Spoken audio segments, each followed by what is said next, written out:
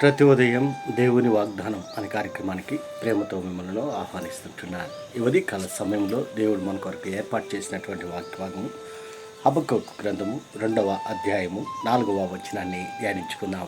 హబక్కూకు గ్రంథము 2వ అధ్యాయము 4వ వచనాన్ని ధ్యానించుకుందాం. అయితే నీతిమంతుడు విశ్వాస మూలముగా బ్రతుకును.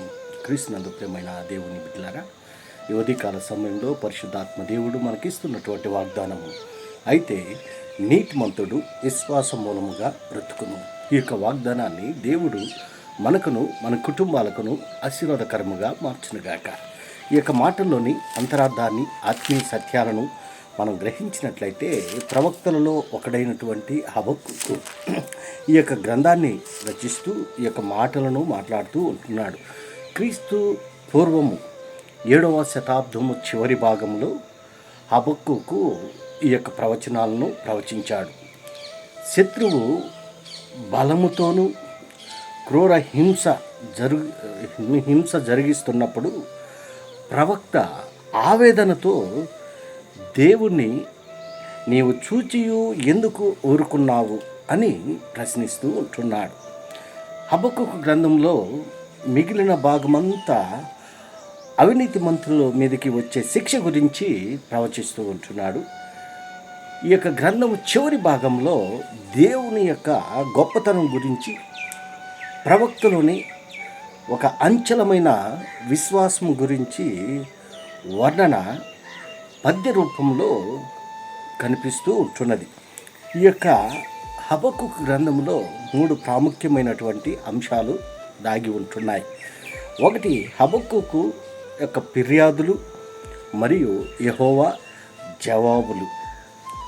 అనీతిమంతులపైకి వచ్చే వినాశనం, హబక్కూకు ప్రార్థన, ఈ 3 అంశాలు ఈ యొక్క గ్రంథంలో ఇమిడి ఉంటున్నాయి. మరి మనం చదువుకున్నటువంటి వాక్యభాగంలో అయితే నీతిమంతుడు విశ్వాస మూలంగా బ్రతుకును. మరి నీతిమంతులు అనగా ఎవరు?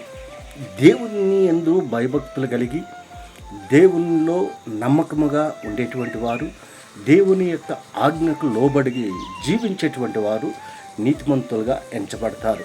మరి అబ్రహాము నీతిమంతుడుగా ఎంచబడింది.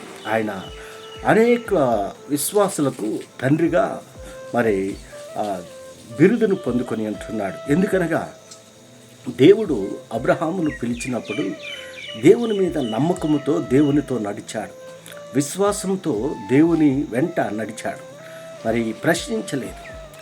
దేవుని యందు భయభక్తులు కలిగినటువంటి వాడుగా ఉంటున్నాడు, దేవుని మాటకు లోబడినటువంటి వాడుగా ఉంటున్నాడు. అందుకే మరి అబ్రహాము విశ్వాసులకు తండ్రిగా ఎంచబడ్డాడు. క్రీస్తునందు ప్రియమైన దేవుని బిడ్డలారా, మరి మన జీవితము ఏ రీతిగా ఉంటాం? దేవుడు మనల్ని పిలుచుకొని ఉంటున్నాడు, మనల్ని ఎన్నుకొని ఉంటున్నాడు, మనల్ని సృష్టించుకొని ఉంటున్నాడు. ఆయనలో మనం నమ్మకంగా ఉంటున్నాము. ఆయన యందు విశ్వాసం ఉంచి జీవిస్తూ ఉంటున్నామా, లేదా అవిశ్వాసంగా జీవిస్తూ ఉంటున్నామా? అయితే ఇంకా మనం గమనించినట్లయితే యోబు కూడా నీతిమంతుడుగా ఎంచబడ్డాడు. ఎందుకనగా యోబు గురించి దేవుడే మరి సాక్ష్యం ఇస్తూ ఉంటున్నాడు. యోబు ధనవంతుడైనప్పటికీ మరి ఎక్కడ గర్వించలేదు. మరి దేవుని యందు భయభక్తులు కలిగి దేవుని మాత్రమే ఆరాధిస్తున్నటువంటి వ్యక్తిగా ఉంటున్నాడు. దేవుని ఆరాధించాడు కాబట్టి, దేవుని యందు నమ్మిక ఉంచాడు కాబట్టి యోబు విశ్వాస మరి వీరుడుగా మరి వర్ణించబడ్డాడు. అందు మాత్రమే కాదు, కానీ ఇంకా మనం గమనించినట్లయితే, ఇంకా యేసుక్రీస్తు కాలంలో మనం గమనించినట్లయితే అపోస్తలుడైన పౌలు అంటున్నాడు, నీతిమంతుడు ఒక్కడును లేడు, అందరూ దేవుడు అనుగ్రహించును మహిమను పొందలేకపోతుంటున్నారని అపోస్తలుడైన పౌలు అంటున్నాడు. మరి ఎలాంటి వారిగా మనం ఈ లోకంలో ఉంటున్నాం? దేవుని యందు భయభక్తులు కలిగి జీవించేటువంటి వారిగా మనం ఉంటున్నామా? దేవుని యందు నమ్మిక ఉంచే ఆయన చిత్తానుసారంగా జీవిస్తూ ఉంటున్నామా? ఆయన ఆజ్ఞలకు లోబడి జీవిస్తూ ఉంటున్నా?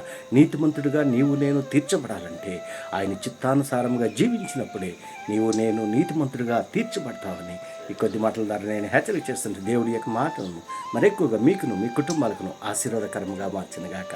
ఆమేన్.